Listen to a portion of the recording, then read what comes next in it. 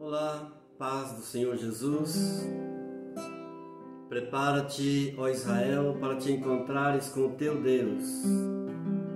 O zelo da tua casa me consumirá. Não a nós, Senhor, não a nós, mas ao teu nome da glória. Não a nós, Senhor, não a nós, mas ao teu nome da glória, porque só tu és digno de receber o louvor, a glória, a honra que temos pra te dar, porque só tu és digno de receber o louvor, a glória, a honra que temos pra te dar.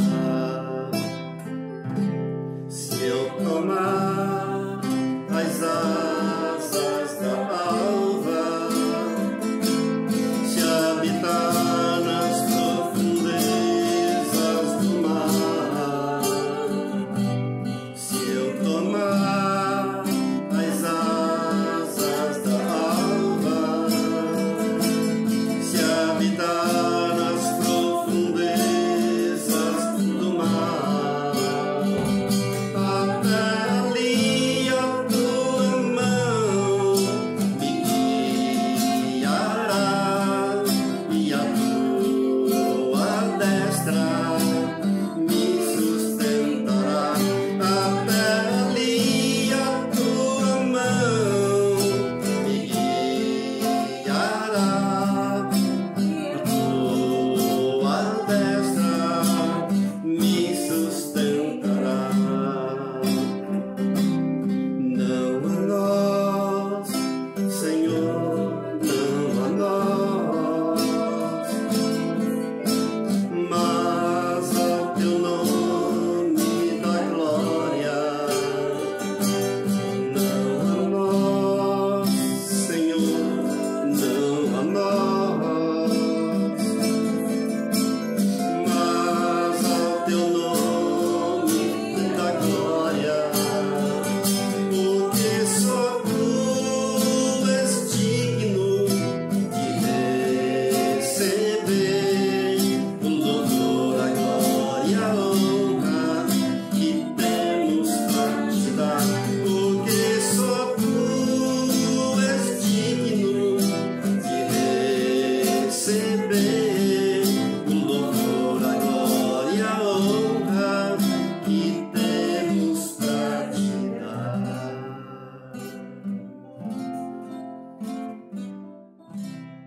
Amém. Alô, a paz de Cristo para todos. Deus te abençoe, Deus te proteja, Deus te fortaleça cada dia mais, em nome de Jesus. Amém? Quero dividir um texto maravilhoso da Palavra de Deus com você, que está no livro de Reis, primeiro livro de Reis, capítulo 19, e do verso 1 ao verso 18. Diz assim a palavra do Senhor: Acabe fez saber a Jezabel tudo quanto Elias havia feito e como o matara todos os profetas à espada. Então Jezabel mandou um mensageiro a Elias a dizer-lhe: Façam-me os deuses como lhes aprouver, se amanhã a estas horas não fizer eu a tua vida conforme fizeste a cada um deles. Temendo, pois, Elias, levantou-se e para salvar a sua vida se foi e chegou a Berseba, que pertencia a Judá, e ali deixou o seu moço. Ele mesmo, porém, se foi ao deserto, caminho de um dia, e veio e se assentou debaixo de um zimbro e pediu para si a morte. E disse: Basta, Toma agora, ó Senhor, a minha alma, pois não sou melhor do que meus pais. Deitou-se e dormiu debaixo do zimbro. Eis que um anjo o tocou e lhe disse: levanta-te e come. Olhou ele e viu junto à cabeceira um pão cozido sobre pedras em brasa e uma botija de água. Comeu e bebeu e tornou a dormir.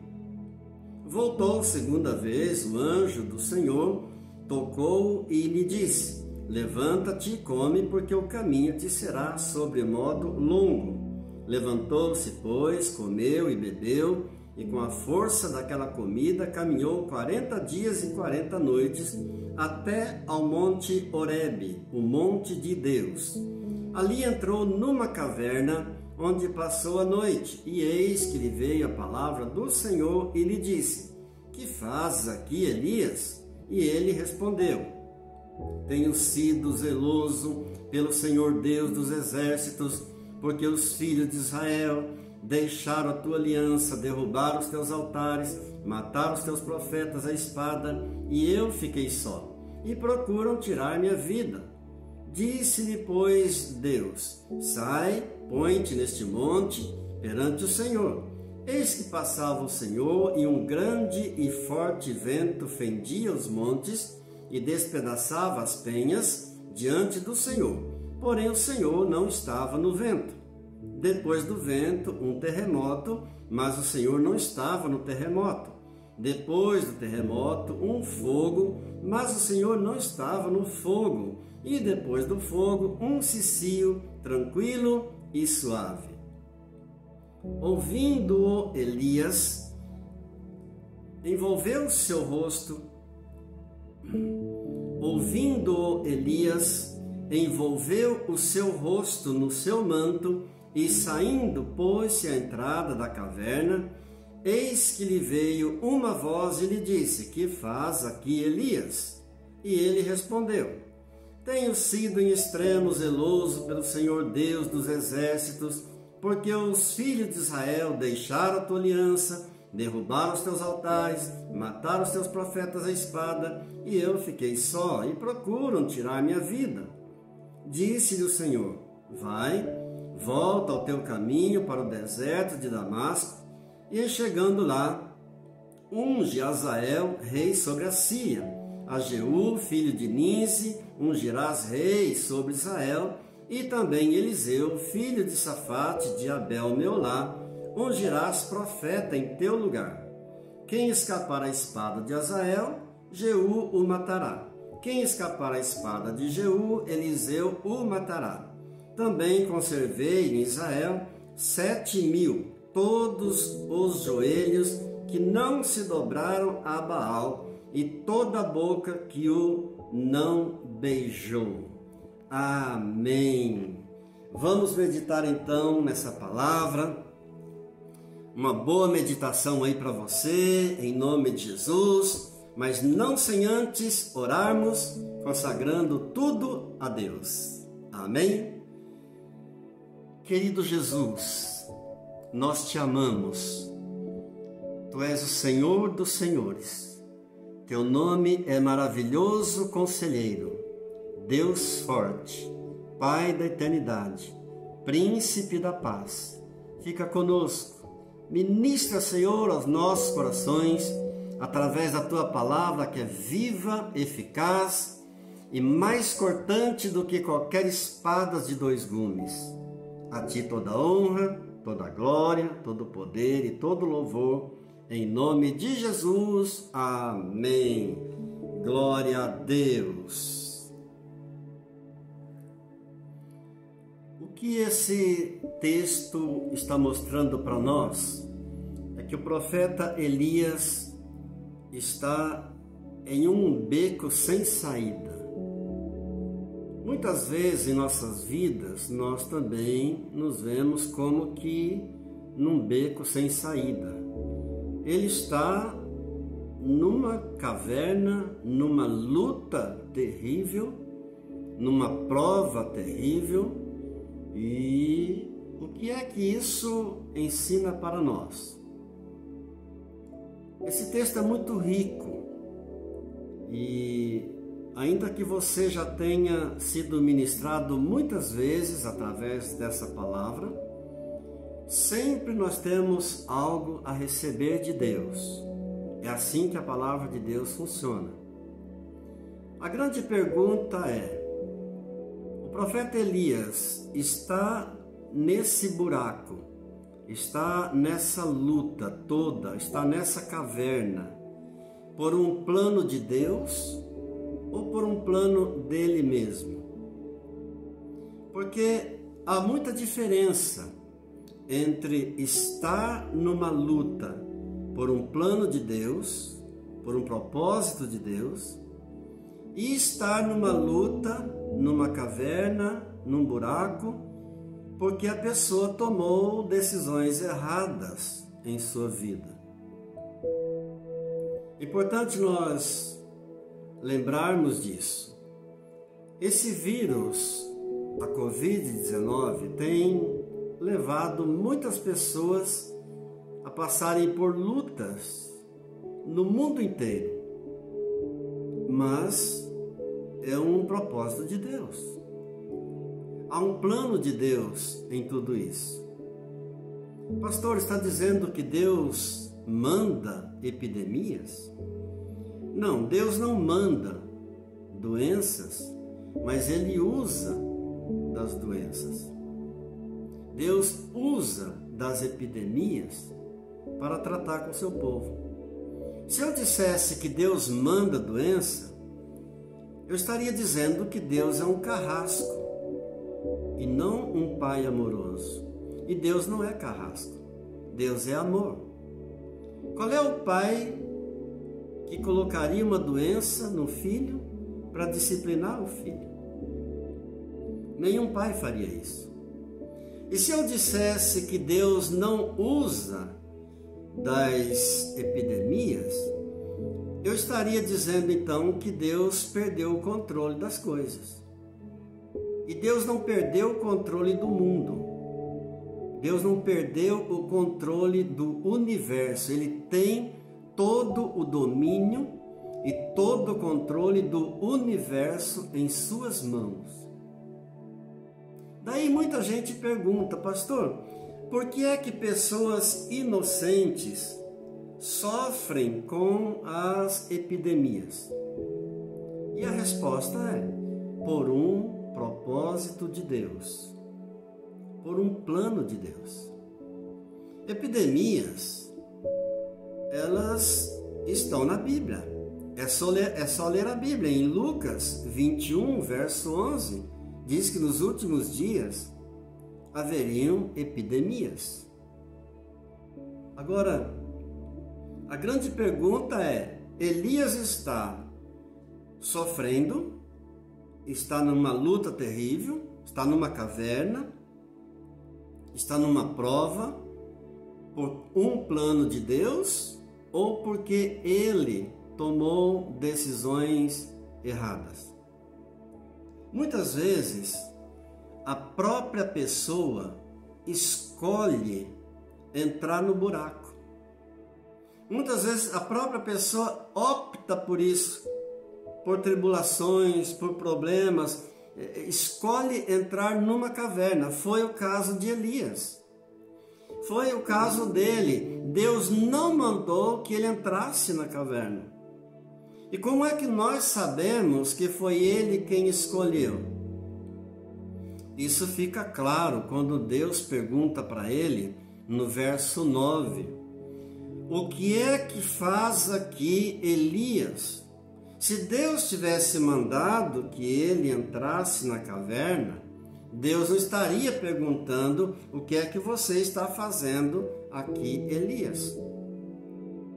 É como quando você encontra alguém em um lugar em que você não esperava encontrar aquela pessoa. Logo você pergunta para a pessoa: o que você está fazendo aqui? Não é assim que acontece? Então Deus perguntou para ele no 9, o que faz aqui Elias? Eu pergunto, será que Deus sabia o que Elias estava fazendo ali ou não? Claro que sim. Porque Deus é onisciente. Será que Deus sabia por quê e o que ele estava fazendo ali, o que Elias estava querendo ali? Claro que sim, Deus é onisciente, mas Deus queria que ele saísse da caverna. Deus não quer ver ninguém no buraco. Por isso Deus perguntou: o que faz aqui Elias? E ele dá uma resposta para Deus totalmente voltado para si, totalmente focado em si mesmo. Ele então respondeu para Deus, cheio de autocomiseração. Sabe o que é autocomiseração? A pessoa está cheia de dó dela mesma, cheia de dodói dela mesma. Então é assim que ele responde para Deus: eu tenho sido zeloso pelo Senhor Deus dos exércitos, porque os filhos de Israel deixaram a tua aliança, derrubaram os teus altares, mataram os teus profetas à espada, e eu fiquei sozinho, e agora procuram tirar minha vida. Sendo que foi ele quem pediu a morte para Deus.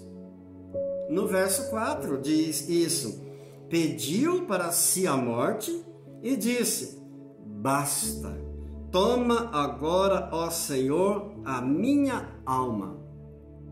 E agora, todo cheio de dodó, então está dizendo para Deus, querendo se justificar. Essa é a característica de alguém que tomou uma decisão errada na vida e entrou num buraco, entrou numa caverna. Ele fica todo cheio de dodói, cheio de autocomiseração e fica tentando se justificar. Ele pensava que só ele tinha permanecido fiel a Deus.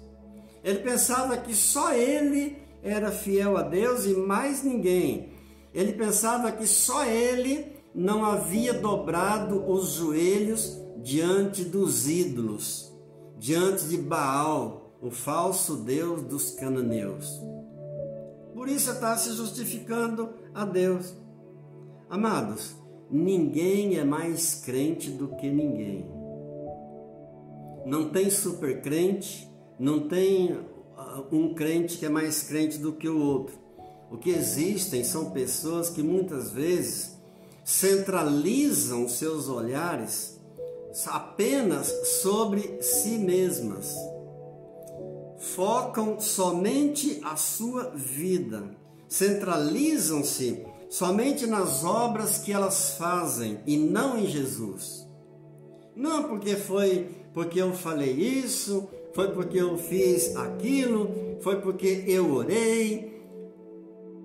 Quem tem que saber o que nós fazemos para Deus é somente Deus. Diga graças a Deus. Somente Deus. Foi o que Elias fez, quando no verso 10 ele está então se justificando para Deus, dizendo que tinha sido muito zeloso para com Deus, que os filhos de Israel haviam quebrado a aliança com Deus, havia matado os profetas e ele tinha ficado sozinho. Ele está totalmente voltado para si e não quer sair do buraco. Tem pessoas que não querem sair do buraco. Tem pessoas que não querem deixar a vida de pecado. E há uma grande diferença entre um pecado e outro pecado. A Bíblia fala de um tipo de pecado que é chamado pecado para a morte. Está em 1 de João, capítulo 5, versos 16 e 17. Diz assim a palavra: se alguém vir o seu irmão cometer pecado, não para a morte, pedirá a Deus, e Deus lhe dará vida aos que não pecam para a morte. Há pecado que é para a morte, e por esse não digo que rogue. Toda injustiça é pecado, e há pecado que não é para a morte. O que a Bíblia está dizendo é que tem pecado que não tem jeito. Não é que não tem jeito por causa de Deus. Há pecado que não tem jeito por causa do pecador, que não quer deixar o pecado, que não quer sair do buraco, que não quer deixar a vida de pecado, que há uma recusa obstinada em obedecer a Deus e a sua palavra. É quando a pessoa peca deliberadamente e não quer mudar de vida e não quer sair do pecado. Que Deus os ajude. Era o caso de Elias. Deus disse então para ele: sai para fora, Elias. E ele não obedeceu, porque ele queria ficar no buraco, ele queria ficar na caverna. E no verso 13, Deus pergunta novamente para ele: Elias, o que você está fazendo aqui? E ele dá a mesma resposta para Deus que ele havia dado no verso 10. No verso 14, ele responde igualzinho: tenho sido zeloso pelo Senhor, Deus dos exércitos, porque os filhos de Israel deixaram a tua aliança, derrubaram os teus altares, mataram os teus profetas, a espada, eu fiquei sozinho e agora procuram tirar-me a vida. Prova que ele não queria sair do buraco, ele está teimando com Deus, está obstinado e não quer se livrar do pecado. Deus então o manda voltar para o caminho do qual ele havia saído. No verso 15, desse caminho ele nunca deveria ter saído, e Deus diz assim no verso 15: Elias, volta ao teu caminho para o deserto de Damasco, em chegando lá, unge Azael rei sobre a Síria. Ou seja, ele não devia ter saído desse caminho, que era o caminho que Deus tinha indicado para ele. Nunca saia do caminho de Deus. Nunca saia do caminho que Deus te colocou. Floresça nesse caminho que você foi plantado por Deus. Deus quer que eu floresça aqui onde Ele me plantou. E Deus quer que você floresça aí onde Ele te colocou. Diga graças a Deus. Graças a Deus. É nesse caminho que Deus queria usar o profeta Elias. É nesse caminho que Deus queria contar com ele. Não era no buraco, não era na caverna, era fora dela. E então Deus realiza ali, diante dele, 4 manifestações sobrenaturais maravilhosas. Primeiro, Deus envia um vento, mas um vento muito forte, que fendia as rochas, que fendia as pedras, um vento tão forte. Depois Deus envia do vento, Deus envia então um terremoto. Depois do terremoto Deus envia um fogo. Depois do fogo Deus envia um cicio tranquilo e suave.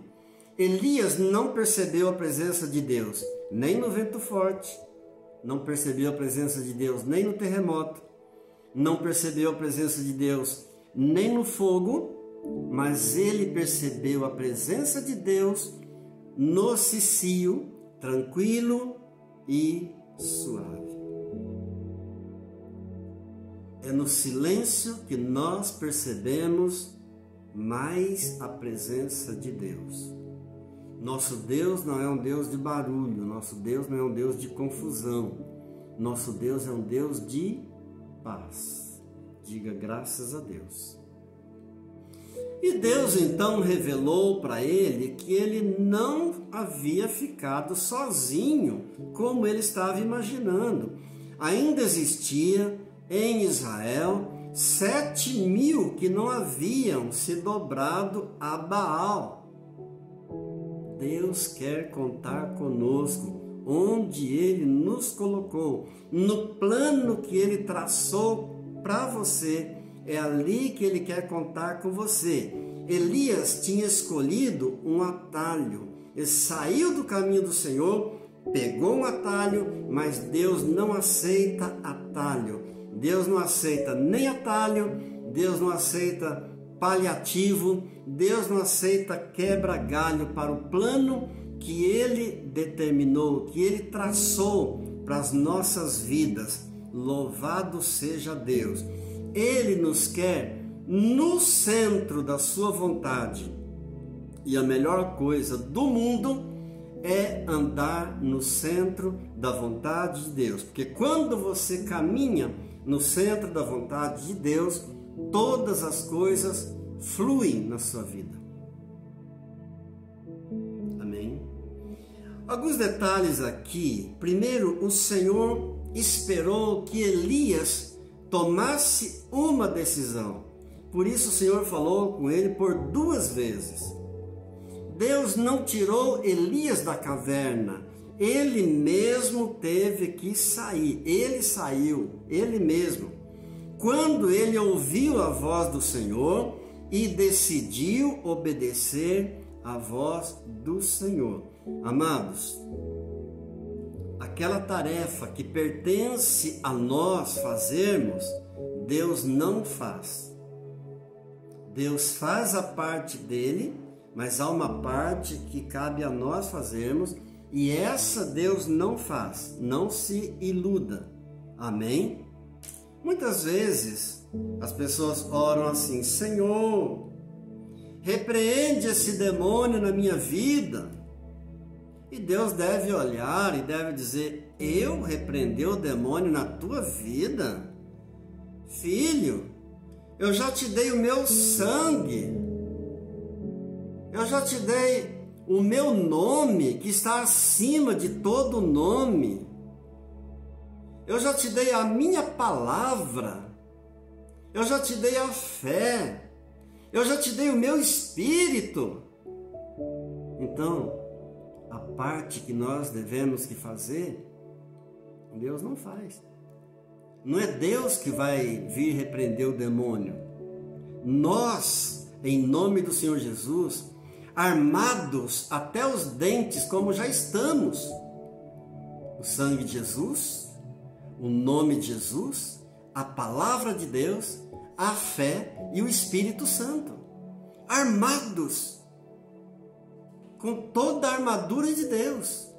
Muitas vezes as pessoas oram assim: Senhor, me livre, Senhor, das dívidas. Mas se a pessoa é um comprador compulsivo, é ela quem tem que parar de comprar, ela tem que parar de gastar. Como é que Deus vai livrar das dívidas se a pessoa não faz a parte dela? Bom, eu quero pensar com você existem vários tipos de cavernas, de buracos, de lutas, de provas, mas existem 2 que sobressaem. Eu quero pensar um pouco sobre essas 2 com você, para nós orarmos um pouco hoje. A primeira delas é a do medo. Aliás, nós já ministramos sobre essa caverna há poucos dias atrás. E uma vez mais o Senhor quer falar conosco. Porque o medo tomou conta de Elias. O medo entrou no coração dele. Depois dele alimentar a viúva de Sarepta por muito tempo, com apenas um pouquinho de farinha na panela e um pouquinho de azeite na botija, depois de Elias ter ressuscitado o filho dessa viúva de Sarepta, depois dele ter matado a espada 450 profetas de Baal, o falso Deus, depois de Elias ter orado para que não chovesse, e por 3 anos e meio não choveu na terra, depois Elias orou para que chovesse, e a chuva desceu sobre a terra, e de repente ele ficou cheio de medo por causa das ameaças de Jezabel, aquela rainha maligna que perseguia e matava os profetas de Deus. Quando ela mandou uma mensagem ameaçando Elias, ele então se encheu de medo, fugiu para o deserto, sentou debaixo de um zimbro, um arbusto, e ali olhou para Deus e pediu para si a morte, dizendo: Deus, chega, Deus, basta, toma, Senhor, a minha vida. Que Deus tenha misericórdia. Depois de tantos milagres, o homem se encheu de medo. Queridos, é terrível quando a pessoa, de uma hora para outra, se esquece quem ela é em Deus. De repente, do nada, a pessoa esquece quem ela é em Deus. É terrível a pessoa esquecer que ela serve um Deus todo-poderoso. Glória a Deus. Elias orou, caiu fogo do céu, Elias desafiou e sozinho derrotou 450 profetas de Baal. Ele, agora por uma simples ameaça do diabo, então ele se encheu de medo, esquecendo por um momento das grandes maravilhas que Deus havia operado através da vida dele. Será que isso também acontece conosco? Se por qualquer motivo a gente correr para os cantos, desanimar e chorar, misericórdia, é porque esquecemos do Deus que nós servimos. É porque esquecemos das grandes maravilhas que Ele já operou em nossas vidas e através das nossas vidas. Louvado seja Deus! Temos mais é que passar por cima dos problemas, das lutas, das dificuldades, dos buracos, das cavernas, das provas, das tribulações, firmados no Deus Todo-Poderoso, ao qual nós amamos, ao qual nós seguimos, ao qual nós servimos. Diga graças a Deus. Ouça bem o que diz a palavra de Deus em Provérbios capítulo 24, verso 10. Se te mostras fraco no dia da angústia, quão pequena é a tua força. O que a palavra está dizendo? Que exatamente no dia da angústia que a nossa força tem que ser demonstrada. A nossa força em Deus, o Deus Todo-Poderoso, o Deus que ressuscita os mortos, o Deus que venceu o mal, o Deus que venceu a morte, o Deus que venceu o diabo, o Deus que venceu as trevas, o Deus que venceu o pecado na cruz do Calvário. Glória a Deus! Ouça bem o que diz a palavra de Deus na primeira carta de João, no capítulo 4, no verso 18. No amor não existe medo, antes o perfeito amor lança fora o medo. Ora, o medo produz tormento, logo, aquele que teme não é aperfeiçoado no amor. Não podemos esquecer que Deus nos deu poder sobre o diabo. Deus nos deu poder sobre todas as ameaças do diabo. Em meu nome expelirão demônios, falarão novas línguas, pegarão serpentes, imporão as mãos sobre os enfermos e eles ficarão curados. Eis aí vos dei autoridade para pisar de serpentes e escorpiões e sobre todo o poder do inimigo, e nada absolutamente vos causará dano. Às vezes nos esquecemos que Deus nos deu todo o poder, toda a autoridade sobre o diabo e as suas ameaças. Medo de ameaças dos ímpios? Declare a palavra de Deus. 1000 cairão ao teu lado, 10.000 à tua direita, mas tu não serás atingido. Medo de ficar desempregado, medo de passar necessidades, olhe para a palavra de Deus. Medo de assumir um compromisso financeiro, olhe para o Salmo 34, verso 10. Os filhos dos leões têm necessidades e passam fome, mas os que confiam no Senhor de nada têm falta. Aleluia! Medo de ficar enfermo, olhe para a palavra de Deus, Isaías 53, verso 4 e 5. Verdadeiramente, Ele tomou sobre si as nossas enfermidades e pelas suas pisaduras somos sarados. Aleluia! Medo do diabo, olhe para a palavra, Lucas 10, 19. Eis aí vos dei autoridade para pisar de serpentes, escorpiões, sobre todo o poder do inimigo, e nada absolutamente vos causará dano. Não há nada a temer em nome do Senhor Jesus. Louvado seja Deus. Porque Deus não nos deu espírito de medo, mas de poder, de amor e de moderação, diz a palavra em 2 Timóteo, capítulo 1, verso 7. Vamos orar. Pai, em nome de Jesus, repreendemos agora todo espírito de medo. Não aceitamos, eu não aceito. Em nome do Senhor Jesus, eu ordeno que batam em retirada. Em nome de Jesus, todo espírito de ameaça, de intimidação, em nome do Senhor Jesus. Amém. Glória a Deus. Há uma segunda caverna, um segundo buraco, uma segunda luta, uma segunda prova que sempre tenta nos atingir, é a falta de perdão. Ouça bem o que diz o Senhor Jesus em Mateus capítulo 6, no verso 15. Se perdoardes aos homens as suas ofensas, também vosso Pai Celestial vos perdoará as vossas ofensas. Porém, se não perdoardes aos homens as suas ofensas, tampouco vosso Pai Celestial vos perdoará as vossas ofensas. Eu já vi gente morrendo e dizendo que não perdoa. Não, eu não sou Deus para perdoar. Eu não perdoo.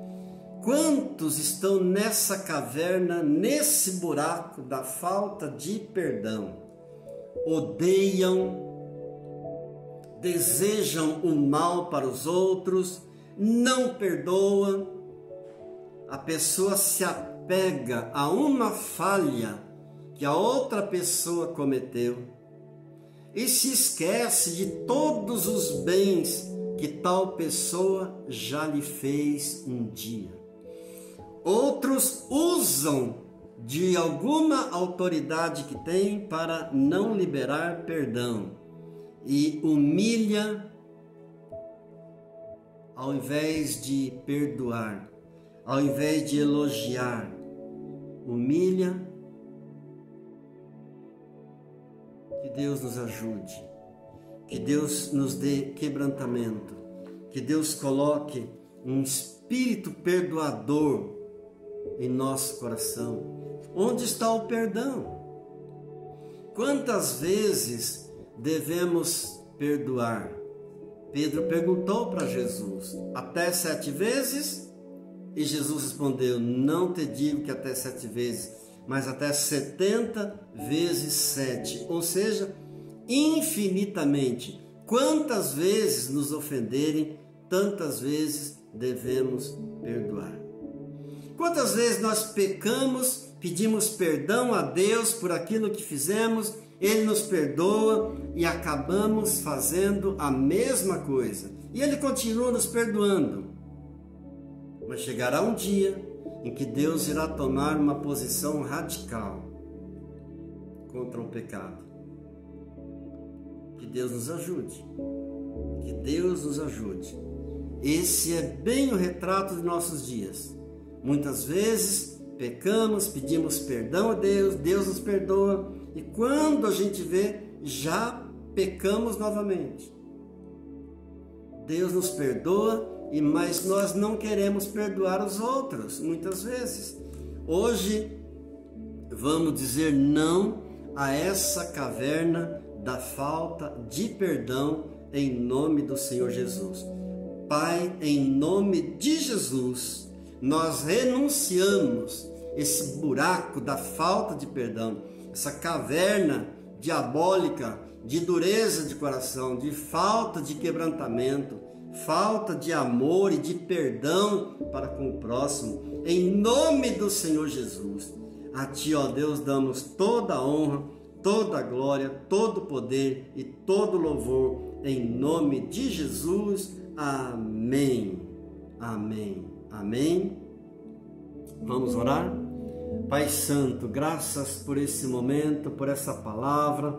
Bendito seja o Senhor, de eternidade em eternidade. Uma geração louvará outra geração o Teu santo e poderoso nome, o Teu santo e poderoso poder. Jesus, Tu és o nosso Senhor, não há outro Deus, não há outra força, não há outro Salvador, só o Senhor é Deus. E tributamos a Ti toda a honra, toda a glória, todo o poder e toda a nossa adoração. Amém. Te pedimos, Senhor, por cada família. Ora, Deus, oramos, ó Deus, pedindo, Senhor, por cada criança, por cada jovem, pelos idosos. Oramos, ó Deus, pedindo a cura, Senhor, para o Brasil e para o mundo. Ó Deus, envia, Senhor, a cura. Envia, Deus, o Teu poder sarador. Nós não estamos exigindo nada do Senhor. Nós estamos suplicando, estamos batendo a Tua porta e pedindo, ó Deus, o Teu poder curador. Em nome de Jesus. Amém. Amém. Que a graça do Senhor Jesus, o amor do Pai e a comunhão do Espírito Santo de Deus seja sobre a tua vida, sobre a tua casa e a tua família, hoje e sempre. Amém. Deus te abençoe. Amém.